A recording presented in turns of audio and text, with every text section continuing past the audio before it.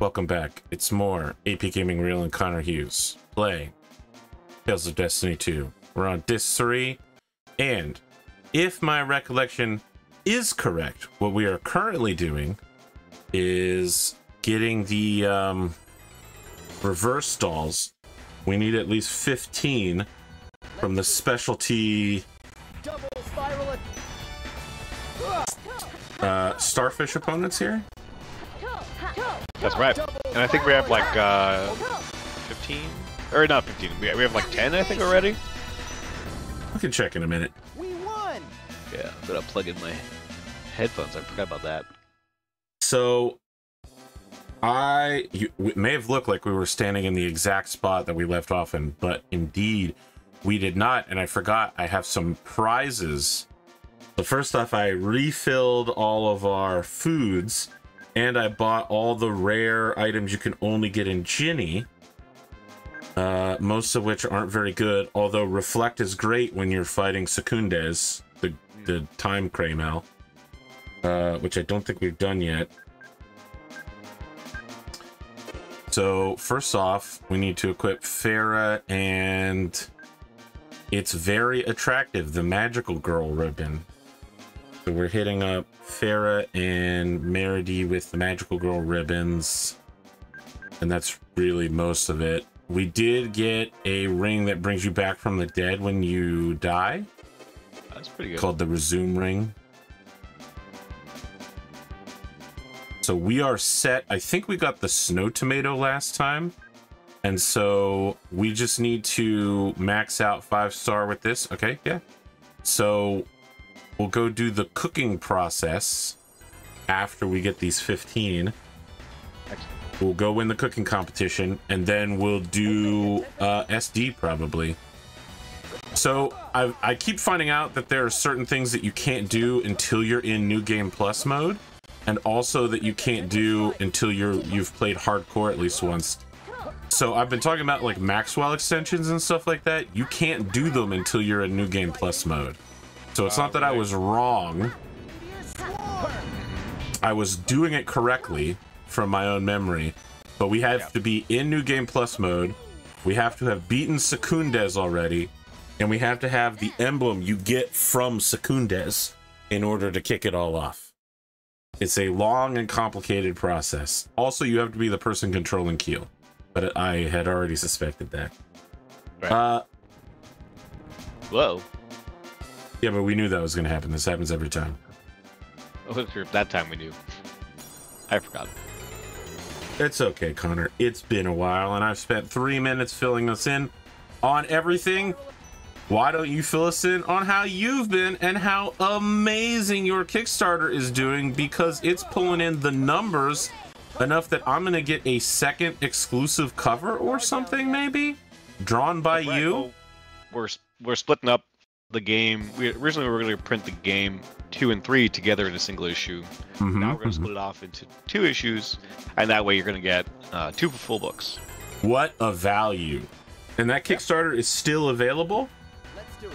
Well, I think we will be available to purchase things on BackerKit if you backed the latest Kickstarter. So the Kickstarter is close. Listen, I'm trying to close for you, okay? I'm trying to get these viewers in here. So yeah, is it already done? Like completely done? The Kickstarter for the game 2 and 3 has been done for a few months now. Okay, that sounds right. We've been working on it, but I think you might be able to do add-ons via the game, or sorry, Galarian Short and Deadly. Ah, incredible! Kickstarter. What a value! What a value, folks at home. All of our loyal viewers who watch this particular show. Absolutely. Please check it out if you haven't already. Otherwise, enjoy the second, full second book. Should be good. Chapters 2 and 3 of the game. I've always wanted to know what is the game. It's literally the last line of the game is what is the game. We're about to learn what the game is. I know it's been a long time for people that back for issue 1. It's been a journey. And, well, I can tell you that there are some answers in issue 2, and there's some answers in issue 3. I'm currently working on issue 3 as well, so hopefully issue 2 will salivate some of those, you know, desires, questions. You mean satisfy those desires? Satisfy them, yeah. I mean, satisfy them. Not well. They might also salivate for more. You know, that's the nature of storytelling, right? You answer some questions, and that only leads to more questions. All right, I'll buy that. It's still a weird way to say it, and I know you made a mistake, but that's okay. I did make a mistake, yeah. I frequently speak erroneously. I'm sure that by now, anyone that's in the series knows that. No one is really surprised to hear that. No one's surprised. Let me check your skills, sure. Very briefly. Yeah, sorry about the delay, folks. For as far as you know, episodes of this, I was sick last week, and that you actually sound like you're a little sick right now. Came down. Sorry, what? You sound like you're kind of sick right now. I'm getting a little bit of a sore throat. I don't think it's very serious. Let's do it. Not like last week, where it was like, I mean, suddenly I like was like feverish. It was like, oh man, it was like Friday evening, and like I was fine all day, and then like I get up out of my chair from working, and like it's just like, wait a second, what's going on here? So this is how I know that life isn't anime, because if we were in an anime and you told me that you didn't think your sickness was going to be anything real, you would be dying. You'd be in your bed, sweating yourself to death, going, I'm going to die here. I'm going to die in my bed. You got it. Is anime really that, like, sort of tragic? Yes. You can look it up. It's a trope. It's called the dreaded Japanese flu. Oh, I see. When authors have literally nothing going for them, they have a character get sick so another character can show up and be like, oh my god, you're going to die. I guess someone needs to take care, or, oh god, well, it's, you know, it's normally childhood friends and one of them goes, oh gosh, I guess you really can't take care of yourself. You'll need me by your side forever and ever, or some bullshit like that. You know what I mean? Like, it's super common, man. It's incredibly common. I mean, the thing to remember about a lot of manga and anime is that, like, a lot of the big animes are written by, when they're mangas, they're written by people who've been in the industry for a while, right? But the majority of mangas and some animes are made by high schoolers and people who like just got out of drawing colleges or whatever. Yeah. Like, they don't have a vast experience of life to draw upon, and they really, I hate to say it, but they mostly imitate each other. But, you know, I feel like I could say that about most sitcoms or really any form of media, that a lot of them are just imitating each other. I say this as someone who shamelessly rips plots off for most of my shows. It's just that the material I'm using is so obscure, no one has any idea what I'm referencing. I'm mostly kidding. I come up with fresh stuff all the time, or combine it in a new and interesting way. I feel like I don't rely on tropes that much. Unless you count, like, he's an evil bad guy who's also affable. You want to like him because he wants you to like him, so he treats you well. If you want to count that as, like, using somebody else's idea, I mean, I guess I use that one all the time. Bad guys who are polite and you like them. That was how I got Connor in one of the D&D. There was like an underground drow who was just like really nice to him, and he was like, I know this guy's evil, but I just can't say no to anything he asks. He's so nice to me. Yeah, that's the problem with, like, if you're trying to roleplay a paladin and then you sort of you as a person, as a player, are very just, you know, oh, if you're nice to me, I'm gonna be trying to be nice to you. Perfect. That's how you get them. That's actually also how evil people get you, is by just pretending to be nice to you. That's true. Yeah. I mean, the whole trope thing, the whole reconstituting other concepts and other things. I think, that's an inevitability, and I think actually, if you lean on it, it is you want to draw from the well of like knowledge and sort of creativity that has come before. And if you don't, most of the time, unless you're a very unique person, like hyper unique person, it's going to be very difficult for you. It's going to go hard. You want to draw from that well and use it freely and synthesize and create your own things. And that's what you do, AP. I like that you think that. Thank you, Connor. So I noticed you were checking in about the art adoption thing. I don't know how much I can say. Brad is interested in starting art adoption. I don't want to go too much into detail about it, but he's been having... No, that is too much information. Let's see here. He wants a way to... I mean, I can see it as it's a fun creative outlet. Yeah, he wants to unleash things in his brain into the world and have people pay him for it. Yeah, it sounds bad when I put it like that, but I don't think so.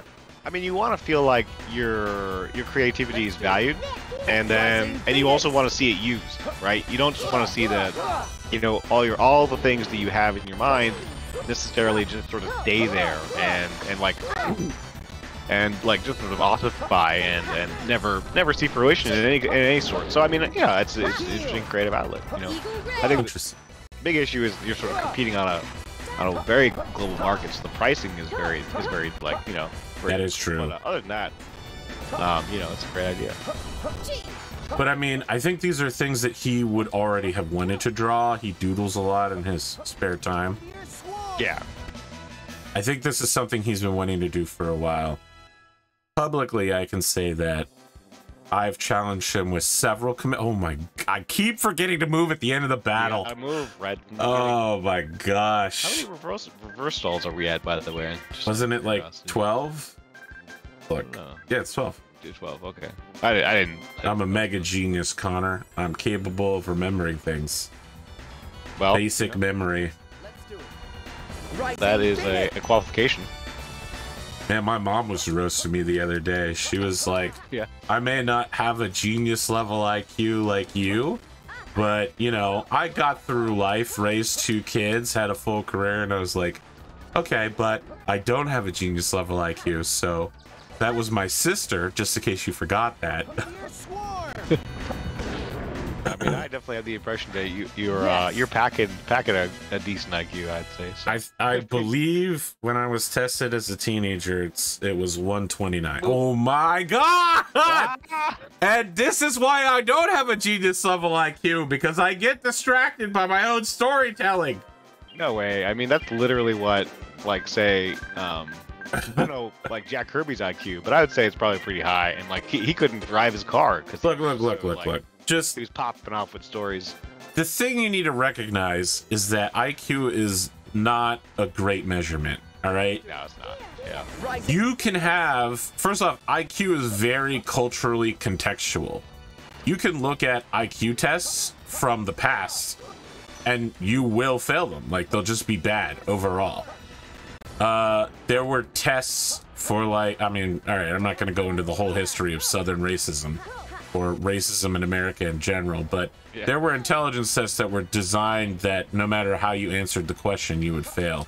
And if that sounds weird and you've never seen or heard of one, look it up because they are real. And it's fascinating that when they asked the people who made them to take it, they would also fail because they made the questions so well. Oh, I got it this time. I've locked us in here. So now I just got to walk us out of here. How bad could it be? Speed zoom! Whoa! Wow! All right. I don't know how to feel about that. We need to get to the other side of this place. That's all there is to it. We can't get locked in over here. Getting locked in is bad. We'll get there eventually. So, like, even if you have a very high IQ, right? It doesn't matter if you aren't using it.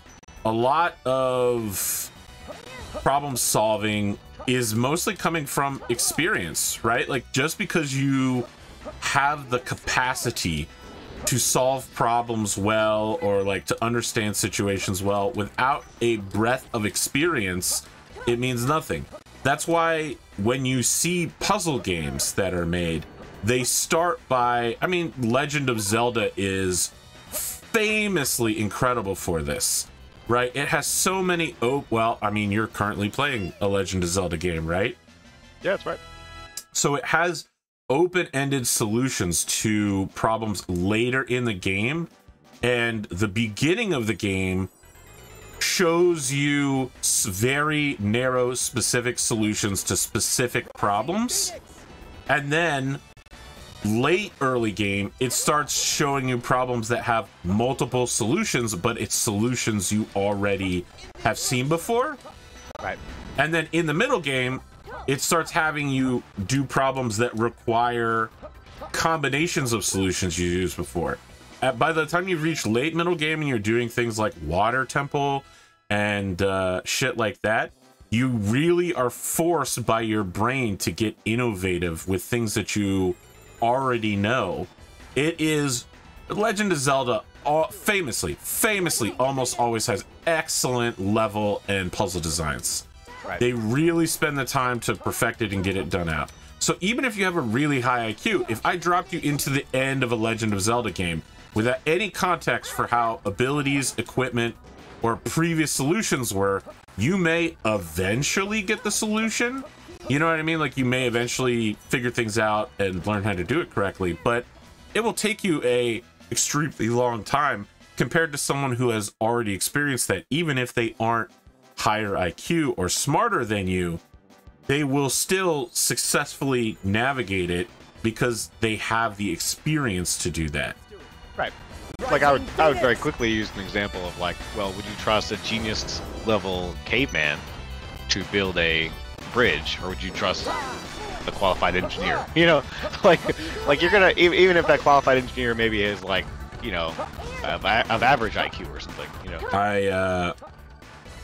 Connor, I'm actually about to say some real shit to you right here. Uh-oh. I mean, I think that's appropriate, right? Well. So here's the thing.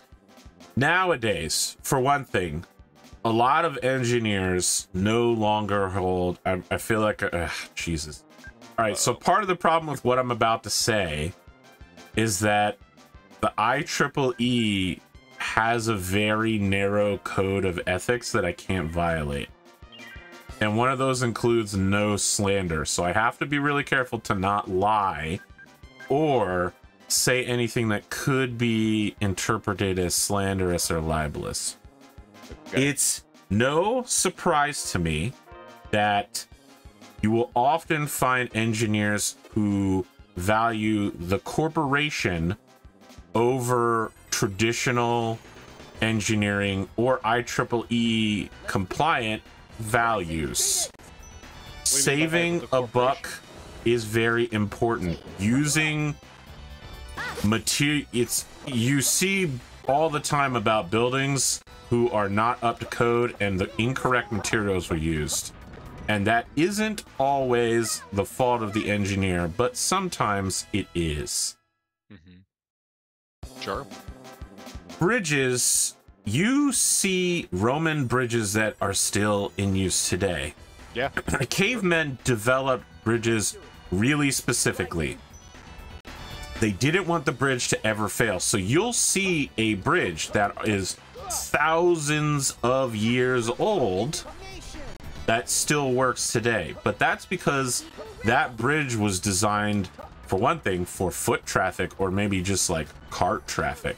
So the weight that it's holding is nowhere near the same as an entire bridge in a thunderstorm when it's very hot, filled with semi-trucks in both directions, right? Because that's what you have to design for. Just to be clear, when you design a bridge, you design a bridge for the maximum weight load in the worst conditions and then give it a additional safety factor. And the problem, of course, is that over time that safety factor lessens, right? like the bridge just ages, things get old, and if it isn't maintained, the worst can happen. Yeah. But anyway, I will say with the example of you know, your old bridge versus new bridge. I mean, even those the people that build those bridges or any form of bridge are still dwelling probably from some kind of knowledge that was imparted from their, you know, from their culture. So I mean, my example of caveman versus educated engineer, you know, really what I'm trying to use is like just someone that has not been raised with any kind of, you know, knowledge, you know, but has the capacity for, you know, very high level brain functions. I'm just trying to simp for the Romans. They made bridges that last today.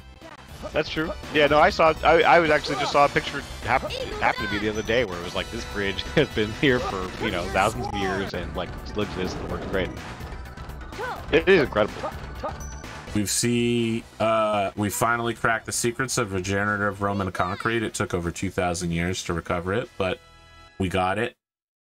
And the answer is that the concrete specifically uses water to repair itself. The problem, of course, is that concrete can't handle the kind of loads that we do in the modern day, right? It was fine when, again, all you were looking for was a horse and cart or people walking over a bridge. But I mean, the Romans did some absolutely crazy shit. Underwater concrete, regenerative concrete, city with 1 million people in it. Like, that was some real lost knowledge shit. How did they use water to repair concrete? Like, how's that? Like on, say, like a regular foot traffic bridge? Oh, you would have to go look at Hank Green. He did a breakdown of it. I'm not sure I understood the chemistry of it very well. Okay. But I believe it's something involving the lime. Oh, Maxwell! Wow, using Maxwell on this thing is a little bit overkill, but okay. He's still alive? We took care of them. Oh, Maxwell. Hey, reversed off. Yeah, I think we're at 14 now. Nice. We might be able to clear it on this run.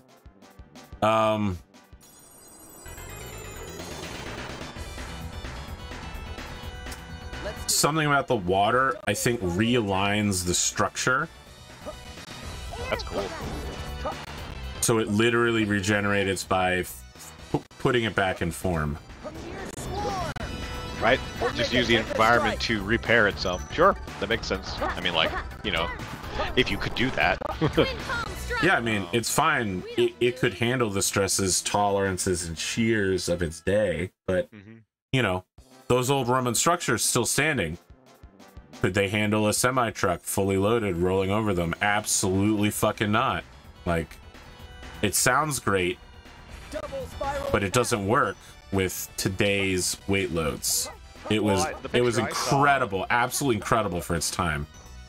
Yeah, the picture I saw, it seemed like it was an actively used road. It was a very small bridge, like, I don't know, 20 feet wide or whatever, and but it looked like it was being used as a proper road with like cars, so presumably therefore trucks, but you know, it's a very small one. It's not. I can't speak to that, Connor. If it was me, I would make sure that thing was quietly propped up with an under truss that you couldn't see to make sure it's supported. Yeah, that's possible, but they probably did something to help. Yeah, I mean, I wouldn't ever want to go to the president of Italy and say, "Sir, a semi-truck crashed, the bridge exploded, 7 people were killed, and a historic artifact of our culture was destroyed."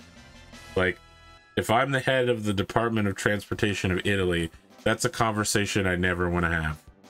Right. 15. 15? We're out of here. We're out. Boo, boo, boo, boo, boo. I think we're gonna go SD now. Oh wait, am I going the wrong way? I think I am.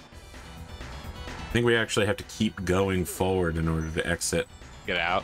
Yeah, maybe. Yeah. Thanks, Eugene. Oh, didn't really do that much damage. I saw Mick was streaming again this week. Yeah, he's been working.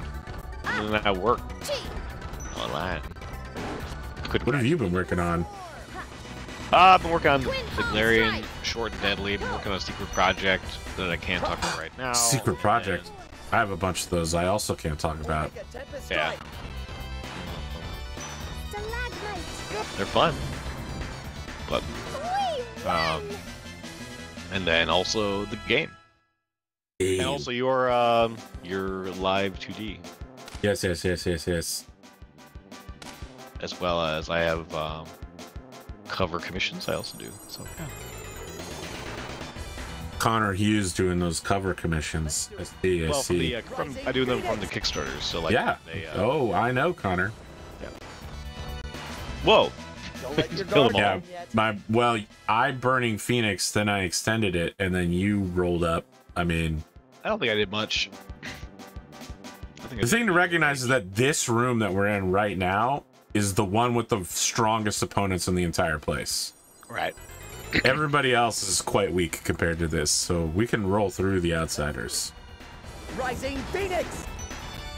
Burning Phoenix. You got the Chaos Dwarves DLC for Total War? No.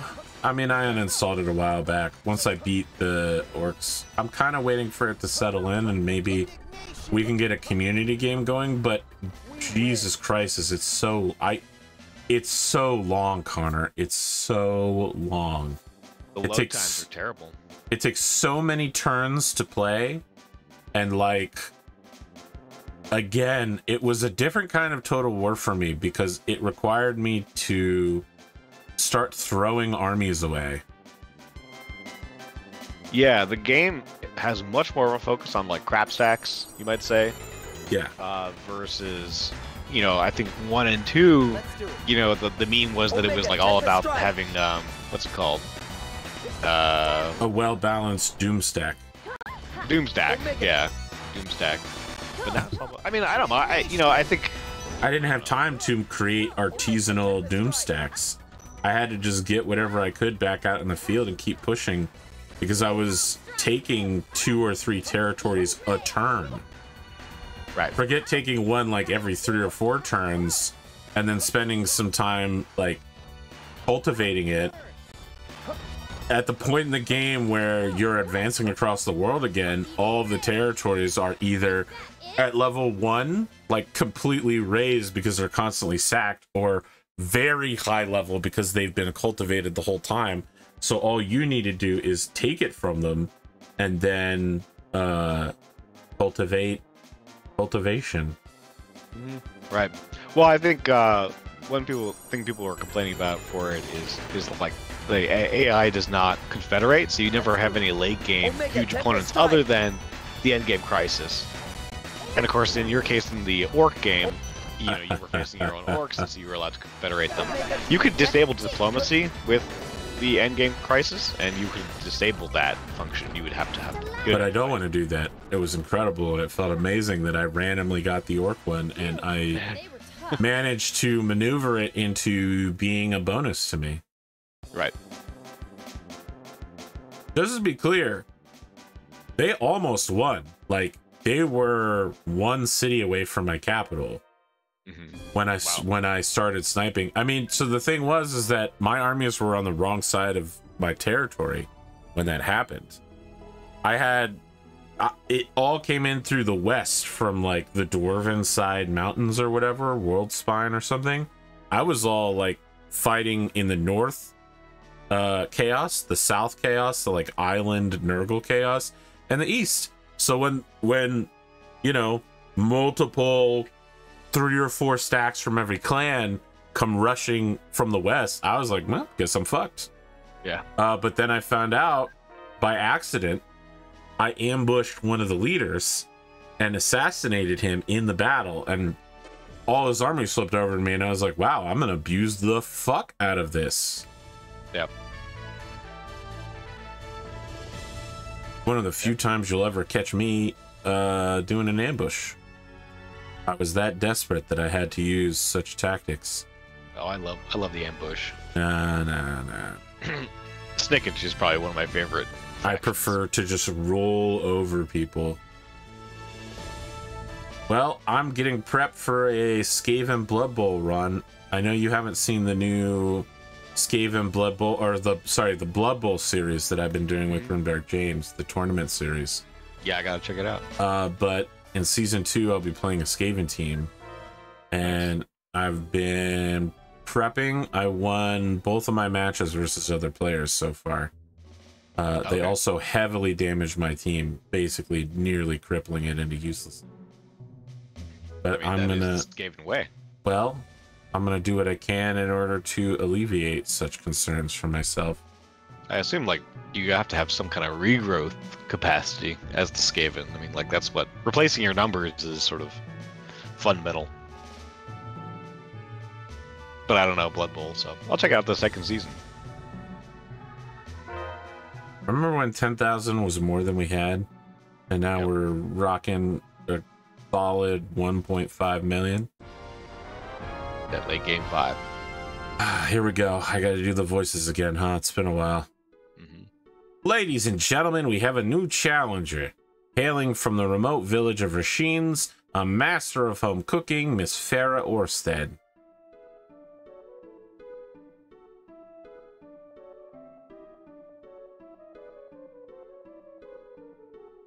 Now, let's meet our guests for this round. Come on out.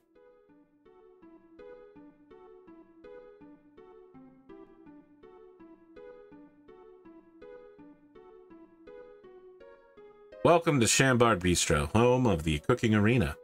Please tell us your name and what you do for a living. My name is Franco, and I'm the master of a martial arts dojo. Oh my, in that case, you must be very strong. Let's get right to it then. What would you like to order? I'd like pot pie. Uh-oh, I might be on the wrong one. All right, hold on. We may have skipped doing some of these.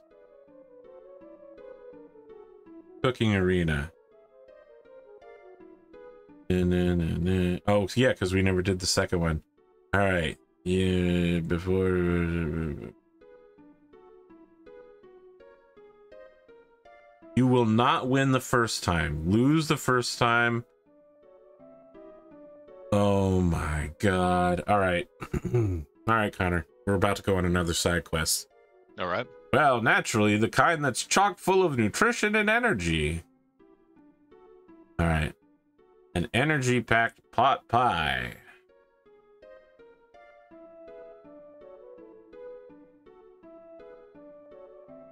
Like any pot pie is gonna just put you to sleep. Some pot pie earlier this week. Yep. Yeah, I had some 2 weeks ago. One of those like ones that come from the store. You can put it in the oven. All right, so I think we have to go talk to him in order for him to reveal the secret of the pot pie. Of the pot pie. Then we lose. Find him.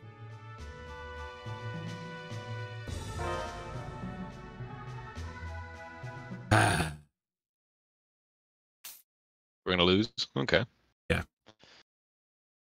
This is always your favorite thing. I hate forced losing. Today, once again, we bring you only the best of the best in cooking. Now then, let us bring out this establishment's own incomparable chef, the Taste Master. Come on out.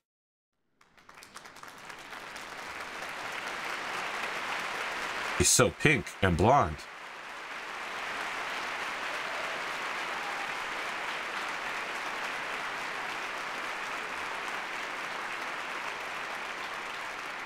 Our guest has ordered an energy-packed pot pie.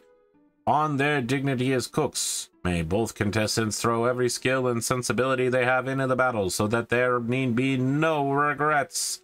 Are you ready? You may begin.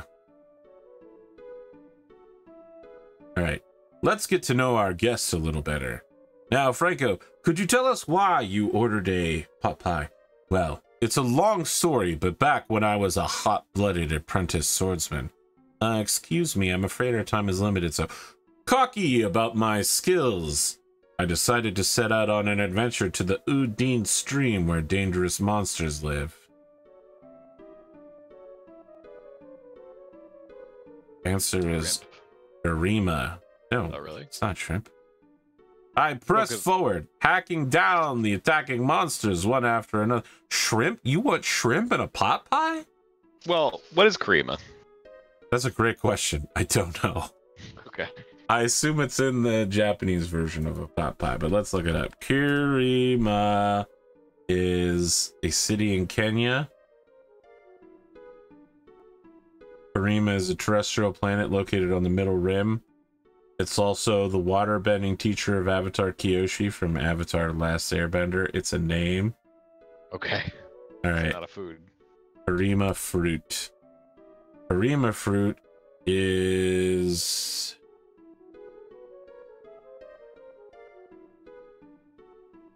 I don't know. I'm Maybe sorry. what they're saying is it's actually cream, this world's version of cream? I don't think so. You could be right, but... And how does this relate to the pot pie? The second is pasta. What? So now, that's weird for a pot pie. I agree with you every step of the way, unless you assume that you're making like egg noodle sheet to do the pot pie base, right? Because I'm talking pot pie, not shepherd's pie, right? So you would have a pie base.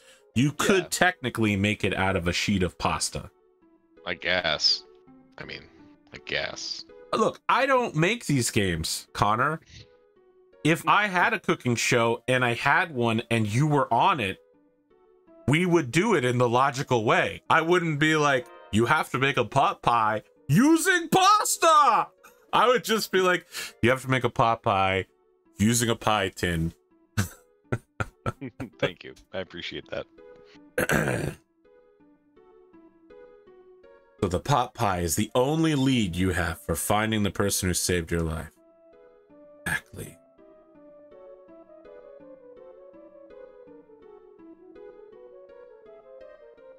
I'm not even gonna guess.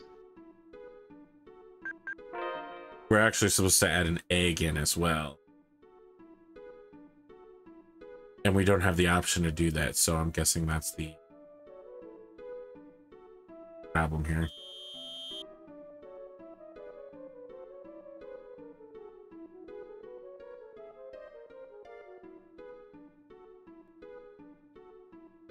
I mean, if she has the oven over there, that's a huge advantage.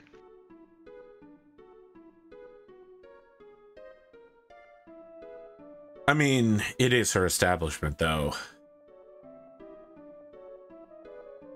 Home advantage. No one wants to go to see a show like this where the home guest always loses. You know what I mean? Sure. Yum. Incredible. He gained the power of flight. Or he farted really badly. Levitation. Who taught you to make a pot pie like this? Not like I made anything special. Are you the one who saved my life?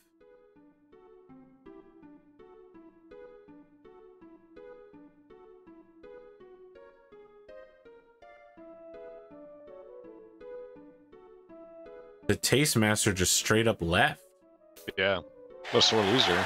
We didn't even do the thing. We didn't even do this event correctly. Amazing. What the heck? I thought this was meant to be a definite loss. That's what it says here in the guide. Well. Did we do the lost part before? I have no recollection that we did this. Yeah, All we did it once. We did the first one. Yeah. Yeah. All right. So let's just make sure we've got seafood pasta maxed out. Good, good, good. All right. 10,000 gald. Let's. So what are you drawing right now, Connor? Nothing. You know, having the Cintiq on is it causes that stuttering problem. Ah, I see. Mm-hmm. What are you thinking about drawing? Today, I'm gonna do those. There's cards that we were doing with for the game. We're gonna print those up pretty soon, so I'm gonna make those playing cards. The portraits Fantastic. for those.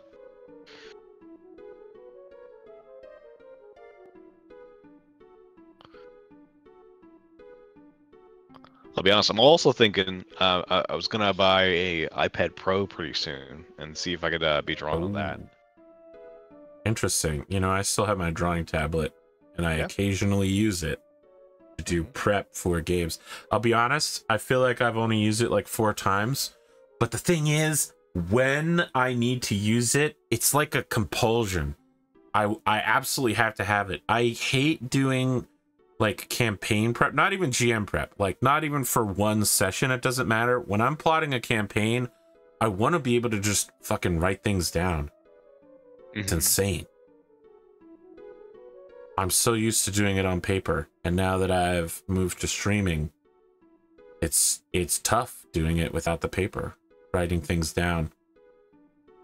Of course, the page looks horrible. Let's be clear. I've seen people look at my work afterwards, and they vomit blood out of their mouths. That is where it comes out of when you vomit.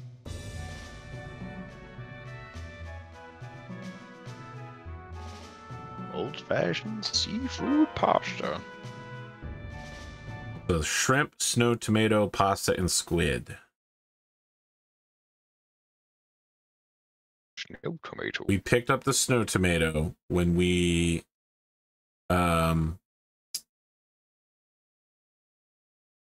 whatchamacallit?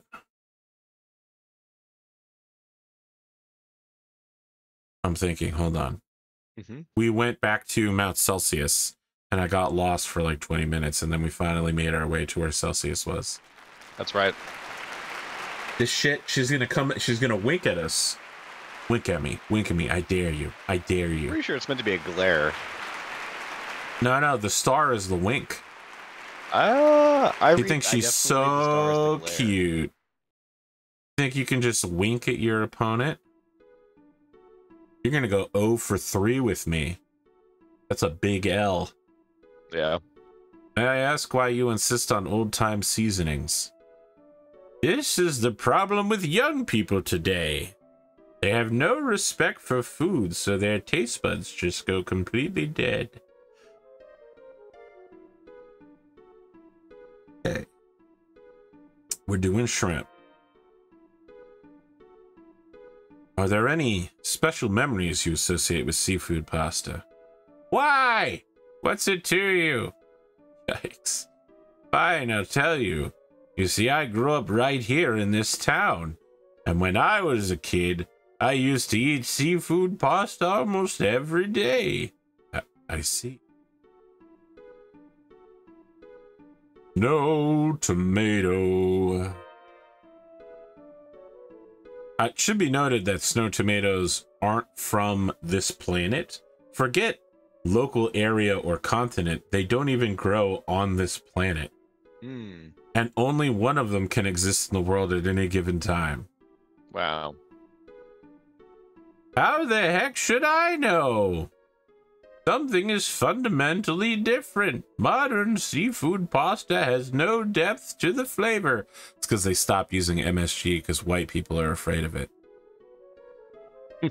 Yep, that'll do it. MSG is incredible. It's like salt, but better. Because it is salt. Pasta. And it has its place in culinary. So you don't eat seafood pasta much these days. One in the lofty ranks of Archbishop doesn't even get to choose his own meal. So you just admitted he's the Archbishop of the church. My goodness, I didn't realize you were an Archbishop. Don't be stupid. I'm most certainly not an Archbishop. But isn't that what you just said? It's my name. My name is Archbishop. That's a good cover, though. Like, last second. Oh, you don't mess this up. We gotta get pasta. Squid. Wait. No, sorry. It's squid. It's squid. All right, here we go. Gotta impress a boomer. I can make this happen.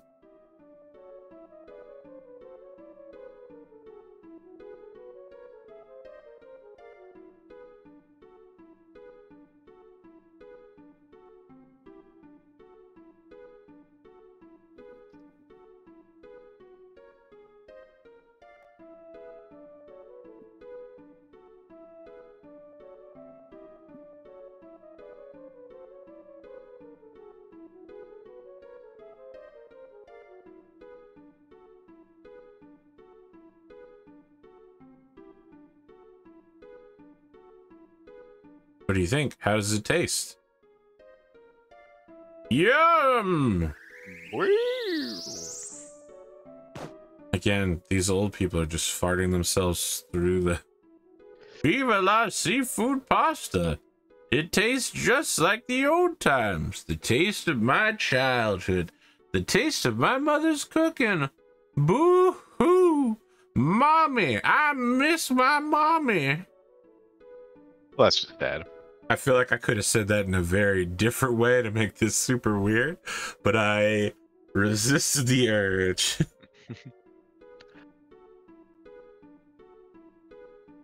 Oh boy.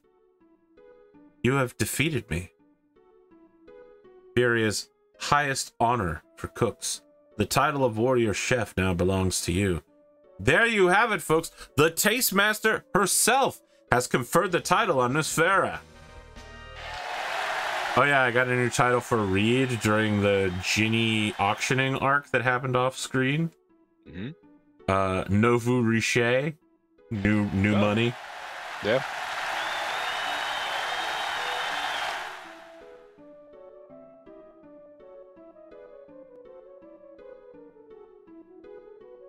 Might be Nouveau Riche. Look, I don't write the language for this game. I just tell you what they're saying. Or I ignore 70% of the dialogue today and do whatever I want. It's the best way to play games. Alright. Well, I mean, I'm narrating it for people. Speaking of narrating things, I really was thinking I would do a series on Dredge, and I didn't know whether I'd like it or not, and now I really like Dredge, and also it'd be super boring. What's Dredge? Dredge is a game that just released yesterday. You play as a fisherman in a small New England town. You've just arrived, but it's Cthulhu based. Yeah. So like everyone is cursed. If you go out past dark, a fog starts forming, and the longer you stay in the fog, the more you hallucinate. So like you'll start seeing rocks, but the rocks will be real to you. So if you run into them, you damage your ship. Your ship can only take 3 hits before you fucking die. So yeah, you'll get wrecked very quickly. Oh wait, I don't know which continent we're supposed to be on. I think we were actually supposed to be back at Chambard. Looks very pretty. The game, Dredge, yeah. So there's also like deep sea monsters, giant pillars of red energy. You'll catch like horrifyingly mutated fish. I found a secret area pretty early on where it asked me to deposit a specific type of fish, and I completely filled it up as early as I could, and it gave me this very weak hook. The hook doesn't seem like it would be very good, but I realized that based on its text description, it probably would allow me to do something special, and it did. It allows you to catch the mutated fish at a much higher rate. I'm not sure how much, but it's a lot. It's a lot.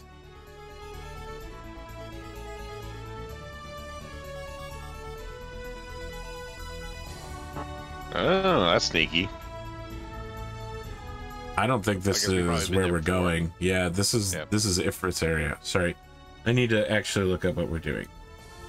Make sure you've used Omega Seal 50 times. Let me do that first. It would be a shame for us to go here and then for me to get completely wrecked. It would be crazy for me to... Yeah, okay. Probably going to want to have Omega Seal set as well.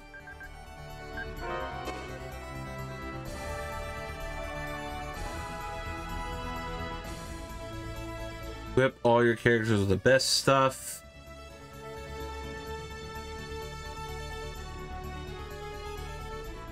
Enter Glimmer Spire, a tall building in the glimmery greenery surrounded by mountains at the top of the Inferia map.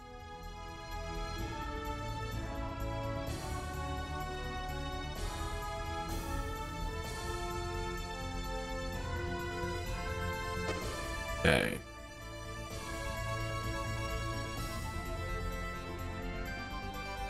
You go to the top of the map. Not much more direction than that. Well, that was the top because we passed over to the 0. So let's just fly around the world at this level. All buildings surrounded by greenery.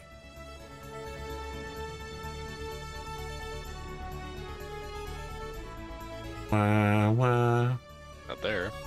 Might be that red dot over here. Like that. Yeah. Does seem likely. There you Yep. go. Really, we've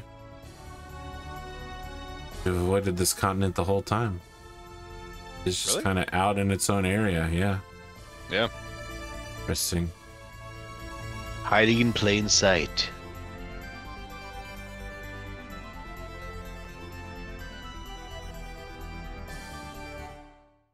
So I'm not going to restart Dredge, but I also got Terra Nil this week, which is a truly incredibly chill puzzle game.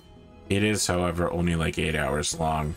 If you're a almost genius level IQ like me. Omega Demon Chaos. Let's see how tough these guys are. Not taking a lot of damage. I wonder if I can get them with. Right. Nope.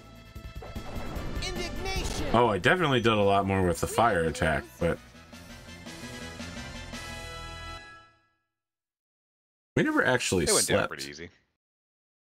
We have enough, by the way, that we can buy the inn and put it on our ship, so we probably will do that. Very good. We're just gonna keep warming up here in the forest just for a little bit before we go in the tower. Apparently it's gonna be a bit. That seemed to have taken a long time to trigger, but here we go. Let's do Whoa. It says arachnids, but they definitely look like crabs, right? it. Yep, Omega like Demon crabs. Chaos.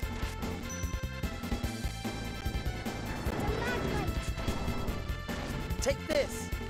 Don't let your guard down yet. Juggled. Okay, juggled. All right. Oh, Bearded just started streaming. Oh, nice. Actually pretty normal for him. And this time we have a generic fantasy adventure tonight, which is undergoing its own horror arc. Cool. I don't know if you watch that show. It seems pretty probable that you don't, Connor, because you've never mentioned it. But I have. I started it. I just haven't like continued it. So I will at some point. both of my shows that are pretty big, ongoing regularly, so generic fantasy adventure and Stars Without Numbers Revised Shipbreakers, both had a horror arc at the same time. So I've been doing some, so 2 weeks ago, so I've been doing some truly deranged laughing. Because I almost never do horror arcs. I have bad things happen to people and like villains, right? But I never do explicitly horror stuff because I don't know that people are in the kind of attitude. You know, horror requires your audience to be in a certain mindset, right? You know what I mean? Also, your players have to be in that mindset. And I, as a game master, I'm also known for going a little over the edge on horror. And I say I'm known, but when I say that, I mean I'm known among my family and like people who've known me for a very long time, because I don't do horror on stream. And now I'm doing it and I'm laughing like a crazy person. Because it's funny. People are left traumatized by my Black Mirror style horror plots. I'll check it out. It's a pentagon with orbs. The puzzle is to try and light all 5 orbs.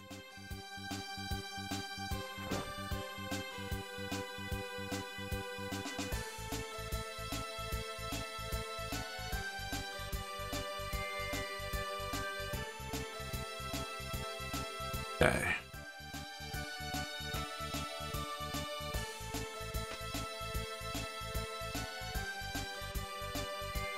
Okay, hold on. So the orb will light up itself and the ones next to it, right?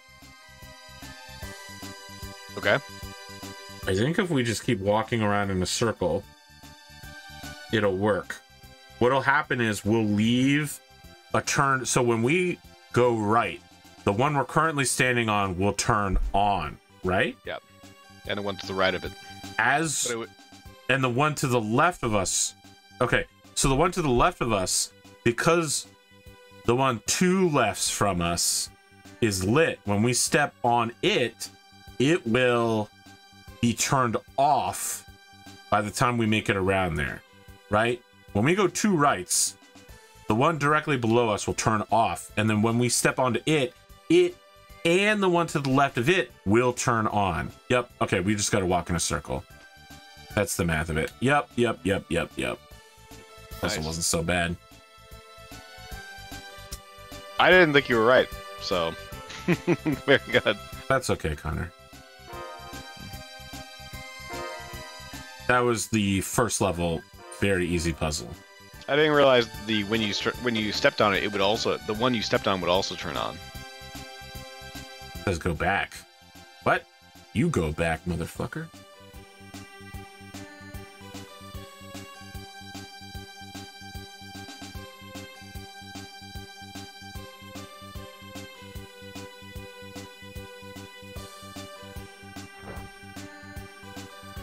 So what is this tower?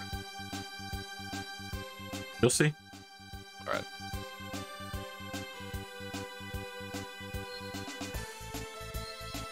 Green, pink, blue, blue, green, pink, blue, green, green, red, Green.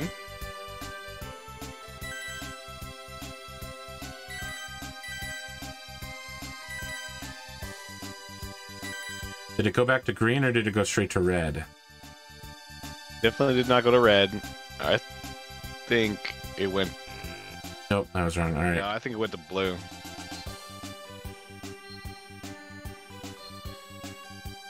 Blue twice, then Green, pink, green, blue. pink. Oh, green twice.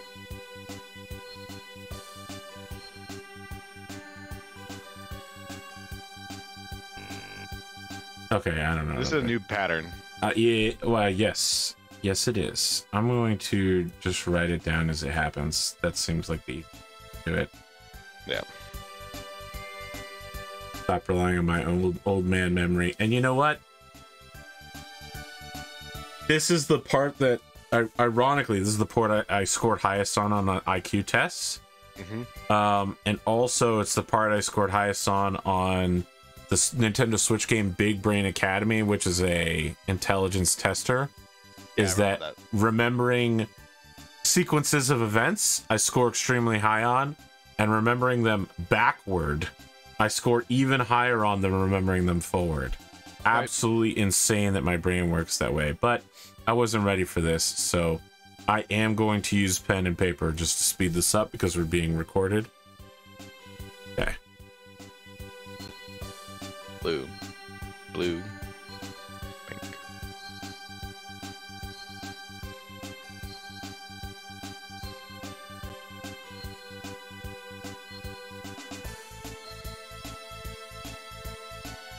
Okay. Blue, blue, pink, green.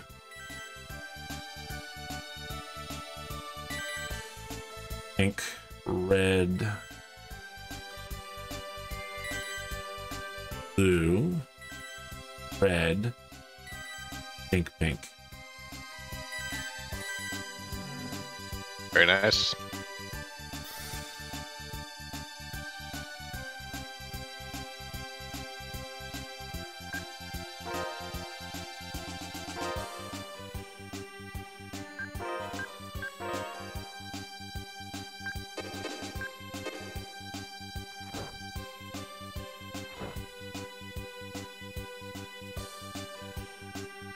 The light lingers in the heavens. Flame points the way to heaven for those whose time has come. The wind prevents the fire.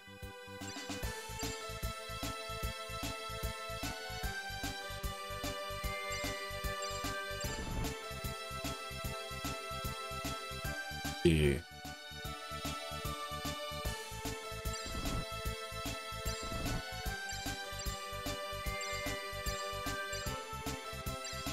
Think about this. Need some way to... There we go. We have to throw ice down in order to... I didn't realize that thing was ice. Technically light. Wait, what's going on here? Way to go. That took way too long. I don't know that I did anything special there, but...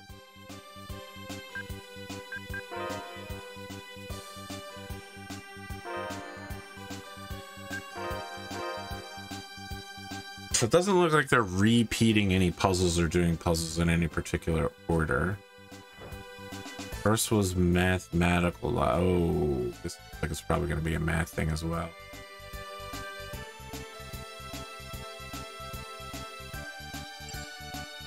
Oh, you got to change it so that they match the things on the floor, huh? Wrong?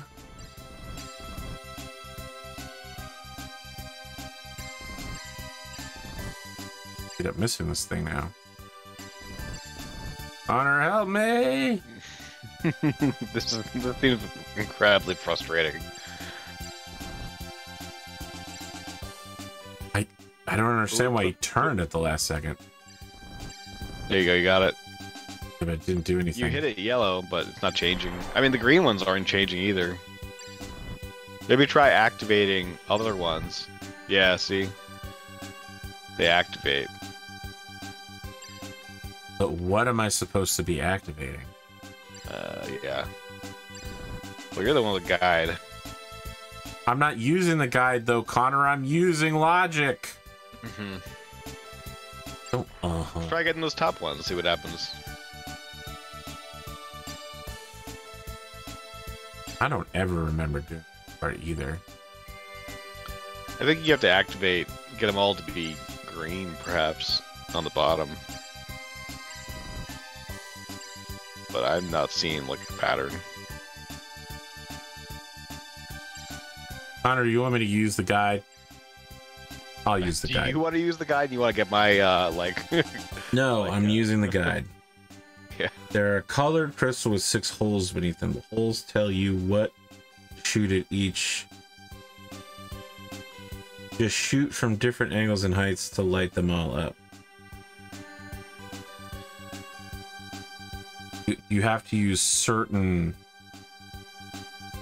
specific type. I feel like I hit that guy. Is there a different type of ray? Yeah, there's the fire and then there's the ice. Oh, okay. Interesting, interesting.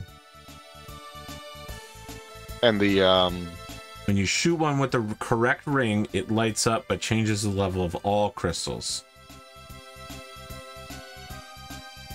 This is incredibly obtuse for a game that's in isometric perspective. Like, it's difficult to read what is the elevation of things in space.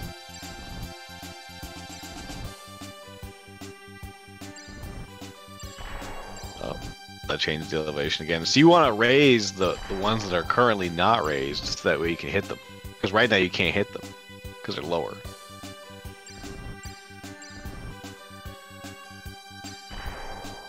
So try hitting that from the bottom, because that's the lowest level. Not that one, the other one. From the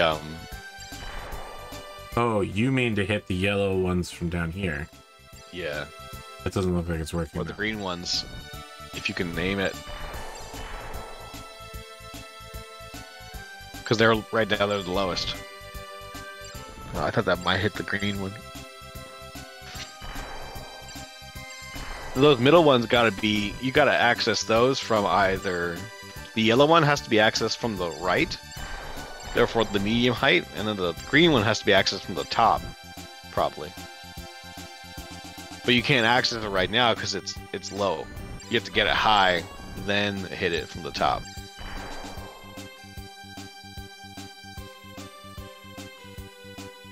Yeah. Reset the puzzle. I don't know if it will reset the puzzle. It did, Yeah, though. it does. So these can only be hit from the bottom, but the top right one can be hit from the very top, probably, because that's high.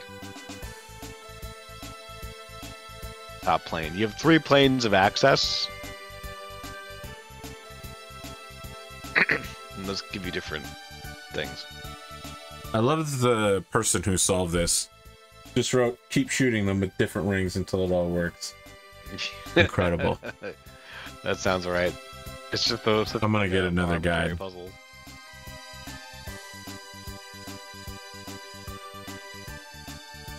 Get somebody else's walkthrough for this one. Sounds right.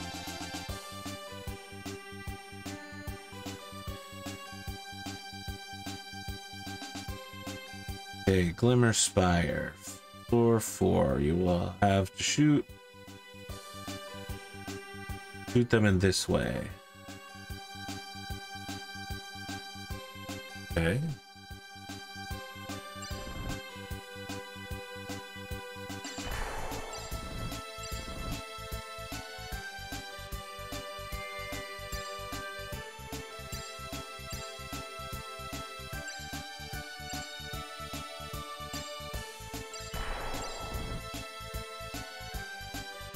Crazy talking? What are we doing?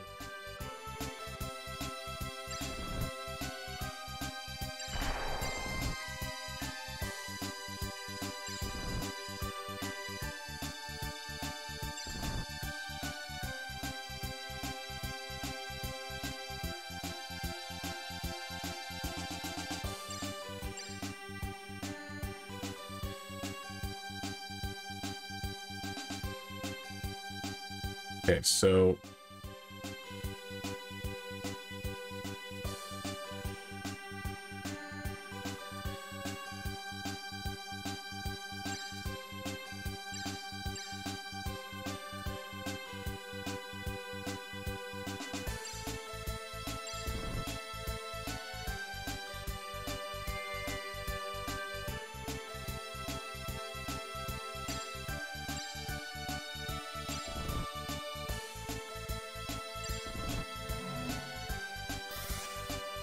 the solution in this guide was also wrong. Oh yeah. That's. It was right that they had to be flipped in a specific order. It was just not the correct order. That was the real secret, was that you just needed to flip all 6. I see. What's wrong? The Tower Keeper. You'll shitting on Reed real quick.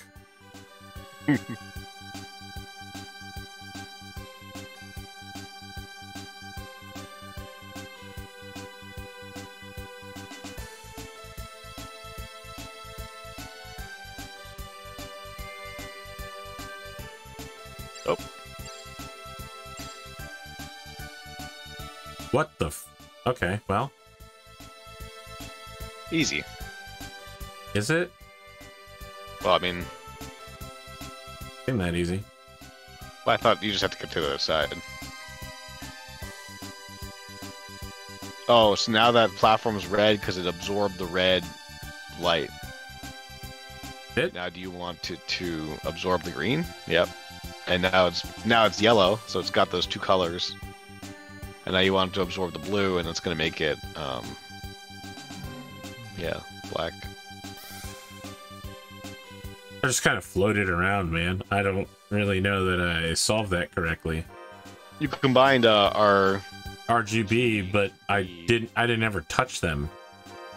Well, you touched the opposite ring had to touch it. Ah. There was an invisible platform that was... I didn't see the invisible platform, but given that it's invisible, it feels pretty logical I wouldn't see it. Well, it was like transparent. Never saw it. I was concentrating on myself. Fair enough. Okay, let's take a look here. No more creepy puzzle messages. Oh boy. It's red by blue, green, green is led by red.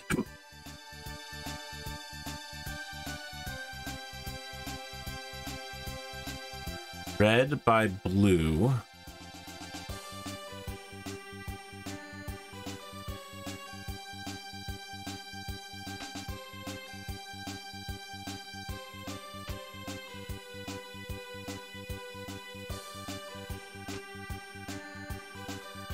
So we have to step in a way that will put green next to the red one,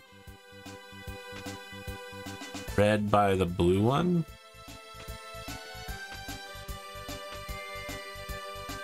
Like there is a pattern to this, but I'm not really thinking about it. I'm just brute forcing the solution.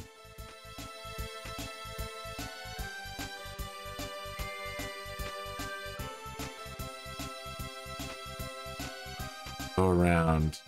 Does it change?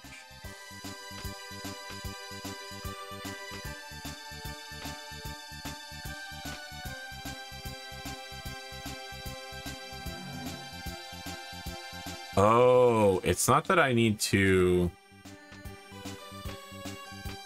Interesting. I don't need to specifically put the tiles at each one. I just need to brute force my way onto the platform. Interesting. How to brute force this one? Backwards, maybe? Yep, there we go. Go around in a circle a couple of times, we'll get here.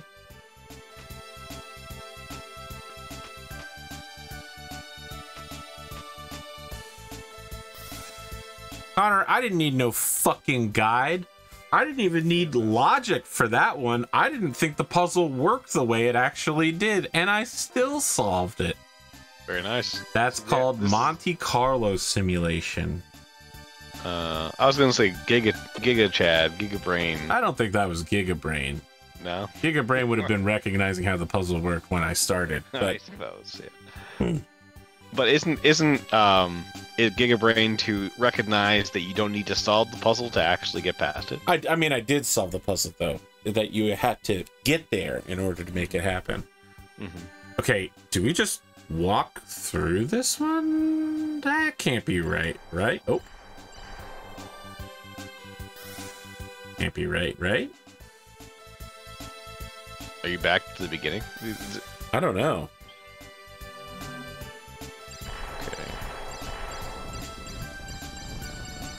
Okay, colors, yes.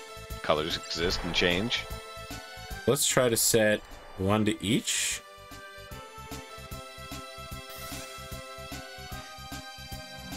So I don't know if it's the colors or if it's the specific rank of tile that you step on. You know what I mean? You gotta step the color to be... See? It is the rank of tile that you step on. There's a secret path through it. Hold on. Great. Oh. Is this going to be one of those, the puzzle secretly takes you the longest possible path sort of deals? No, don't do it. What? Oh, you took it. You said not to do it, so I did it. I was harvesting those views, and it worked out for me. It's a kind of high-level thinking. See, there you go. Alright, it's saying I need to give Reed the Eternal Sword, and Reed will be alone in the upcoming battle. Great.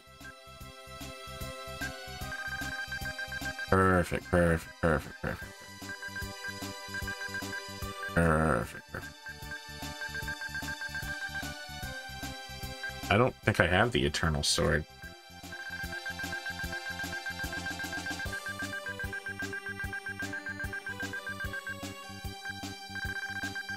Was anything better than what I currently have? I think I have the best weapon that I've got, so...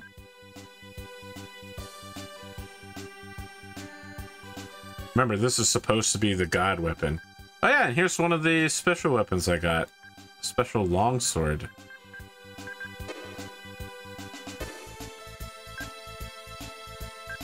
Maybe I don't want the water Raymel thing though. Second highest. What I have.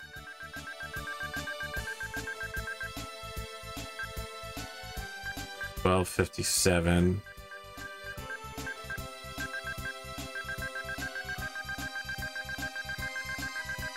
One of those got pretty close.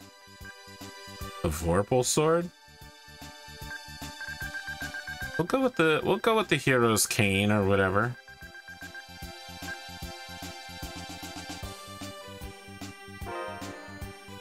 This seems like it's supposed to be a who's the monkey from the Sanzang myths? Sun Wukong? Sun Wukong. This definitely seems like a Sun Wukong reference. Okay, I need Star Shield and Golden Helm as well.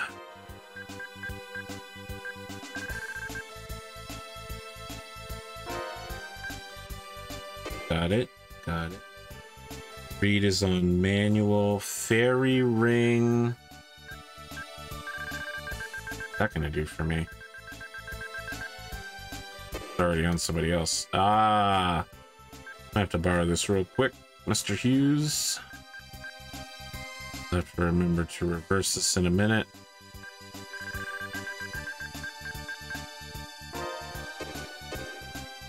Boss, Valkyrie. Use Sonic Chaos non-stop.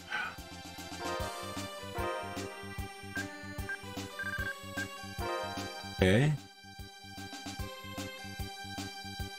Gets close, run away, and do more Sonic Chaos. Don't use any other skill. Scan her and see what HP she's at. If she's at 20,000 or less, you can do a one-hit kill. Make sure she's in view and perform Omega Seal. Just as Reed is about to slash her in midair, trigger another Omega Seal. Set it to circle and keep pressing it so you don't risk missing the opportunity. If you do it right, Reed will extend his usual Omega Seal to Quasi Seal and instantly kill Valkyrie in one hit. What? We'll see how this works though. Alright, so I gotta get her below 20,000 to start with, and I have to avoid... What the heck? That's not in the guide.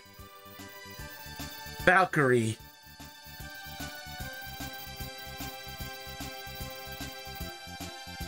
Humans have their own place to live. If you fail to realize your rank and encroach upon this place, you will be mercilessly punished.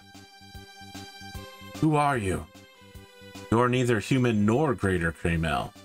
What are you? I am known as Valkyrie. I advise you to not ask any further questions. So it was you.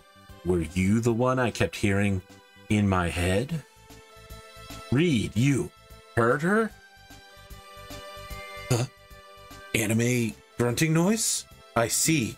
You heard my warning. Yeah, but I thought it was just my imagination. How would you like to fight me? Huh? I'm a little curious about you. If you manage to meet my expectation, I will give you a... Reed, you don't have to do this. Of course, I'll do it. He's a hot-blooded Japanese teenager. Of course he'll rise to the challenge, no matter what eras he's in. Sonic Chaos, Sonic Chaos, Sonic Chaos, Sonic Chaos, Sonic Chaos! Run away! Sonic Chaos! Sonic Chaos!